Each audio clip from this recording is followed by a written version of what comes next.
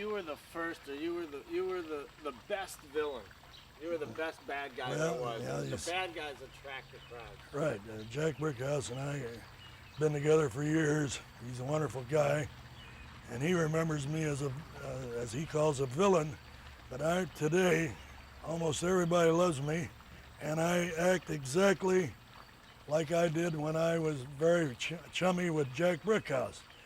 And they call me what a wonderful guy and everything. It's just the values have changed during the years. Like they want a John Wayne type of guy, a tough guy, square shooter and everything. But I did that when I started. But people said, look at that big dumbbell, he hasn't got a robe.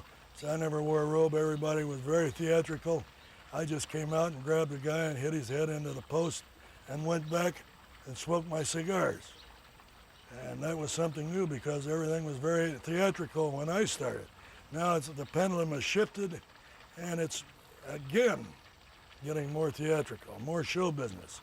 But wrestling goes in pendulum swings. It'll swing theatrical, it'll swing very serious.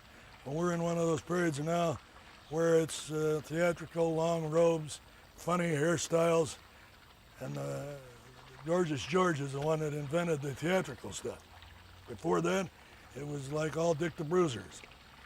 Well, you got a phenomenon going on now with Hulk Hogan. Right? Well, Hulk Hogan was my tag partner. He worked for the Minneapolis wrestling office for years and was never anything big. He was my tag partner in St. Louis and all through the Midwest.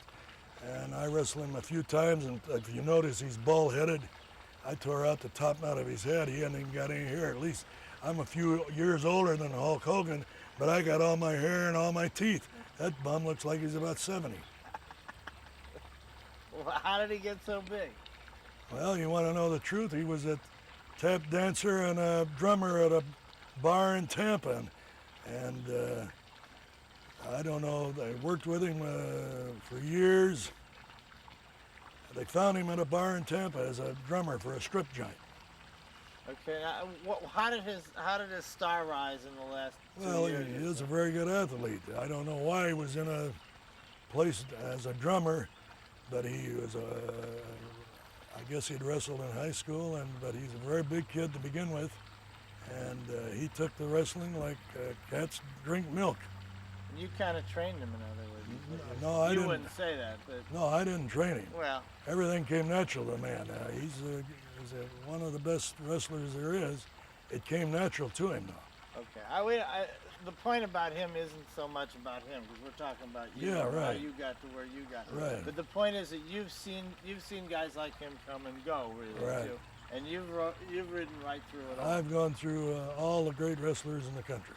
I'm probably Argentina, Rocco, Lou Thez, Vern Gagne, they've all come and gone, and I'm still here. What happened to Rocca, you know? Rocca passed away. Rocca said that he was going to live to be the oldest man in the world, and he died about 3 or 4 years ago at 50 years old. I didn't know that. Yeah. He was a great athlete, wasn't he? Yeah. Now, he had the sleeper, didn't he? He had that claw? No. You had the sleeper first? I had a claw. Vern Gagne had the sleeper.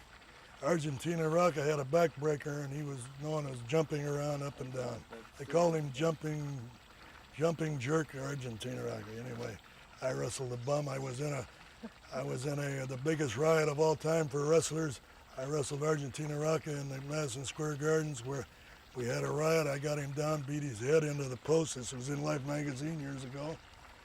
And 50 policemen were hurt in this riot. The Athletic Commission of New York fined me $3,000, and I was banned. I haven't been back to New York since. That was 20 years ago. You want to go back to New York? No, I don't like New York people. I went to David Letterman. He's from Indiana to begin with. That's as close as I've gotten to New York. I was on David Letterman's show. I went to help him out one time, but other than that, I haven't been back to New York. They wouldn't let me come back anyway. How did you get your? Has your voice always been like this? No, I pulled out in the line in Green Bay. In other words, the pulling tackle, and some big end hit me right in the throat. And since then, before that, I had a voice like Jimmy Cricket, and now I sound like Dick the Bruiser, but that's what happened to my voice. It's a distinctive one. Everybody in the world knows Dick the Bruiser. Right. You've traveled outside the United States much? Go to Japan all the time, South America, Africa, Germany, but mostly my travels would take me to Japan. But you still like to come back to Indianapolis? Yeah, I don't care really to go outside the United States. The only place, I don't even like to go to Canada. One place that's the closest to America, or American atmosphere, is Tokyo. Other you get any other foreign country, it's like going back in history, digressing 50 years.